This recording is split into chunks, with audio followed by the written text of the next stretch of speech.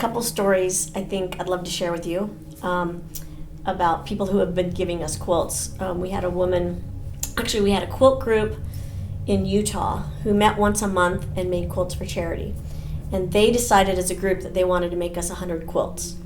And so they decided instead of meeting once a month, they were going to meet once a week and make us 100 quilts. And so as they drove those down, we talked and took pictures with them.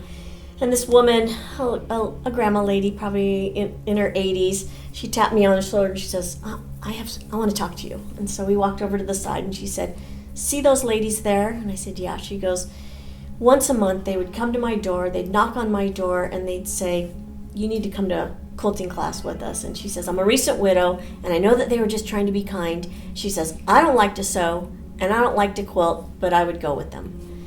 Then they meet you, and now they're coming to my door once a week. And I'm going to quilting and sewing class with them once a week. And let me tell you what happened. I became friends. I have someone to go to lunch with, and I have a reason to get out of bed. And so you have changed my life.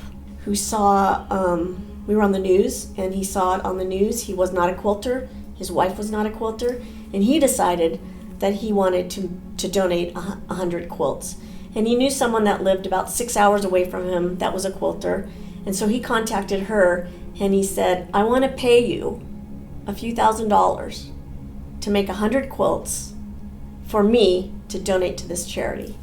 And he said, I feel like I was supporting her and her quilting business. I had the money to buy the supplies, but I didn't know how to quilt. And so she was the answer to my prayer, and you're the answer to my prayer to be able to provide these quilts for these Ukrainian refugees.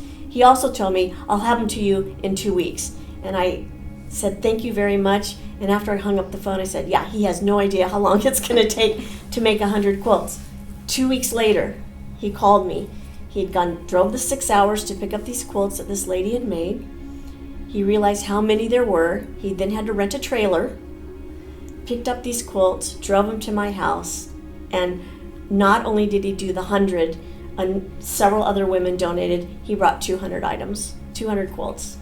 We got a letter it was addressed to me and our organization, but it was from the Utah Department of Corrections.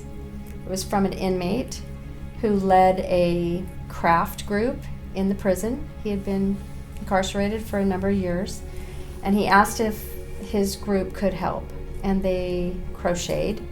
So they, we wrote him back, and everything was by letter.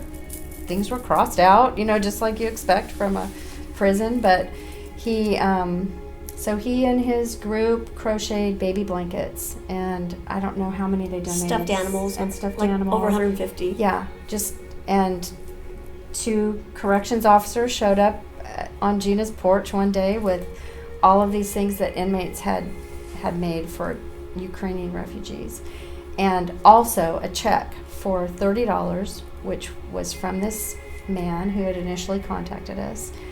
That was half of his earnings in prison for the month, and he continued to donate $30 a month from his paycheck to go towards efforts in getting the quilts there and the blankets there. That was just amazing that it reached him, probably from a news blip on TV that he saw. We also got a letter back from a Ukrainian soldier with a photo.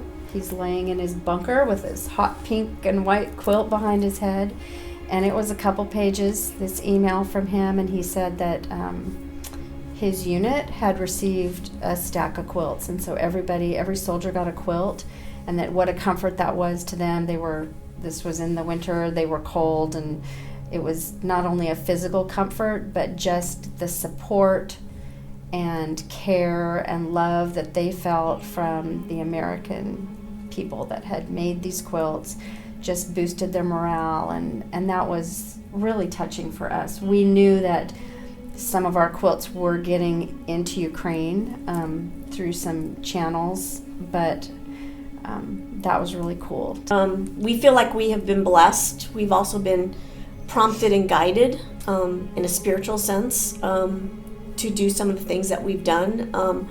We had a woman who regularly was bringing us quilts, a couple quilts a week, and then she said, listen, I brought about 20 quilts, but fabric is very expensive, and I'm not going to be able to, I've used all my stash, I've used all my fabric, but, I wish you well because I love your organization.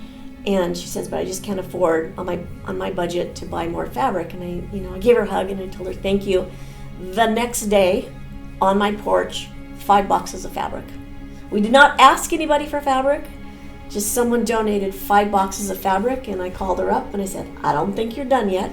She came, got all the fabric, and she's now donated 260 quilts. So little things like that happen over and over again, and we're just, you don't realize kind of the little mini miracles that are happening until you step back and you're like, wait, how did we get on TV? How did we won an award and won $3,000? How did that happen? None of that we could have planned. We could have said, if we could get on a magazine, or if we could get on a podcast, or if we could, and then we had a television show, come to Poland and film an episode. I mean, all that stuff not planned, but happened. So it's a lot of series of miracles and hard work too, but just that have happened to help us help others.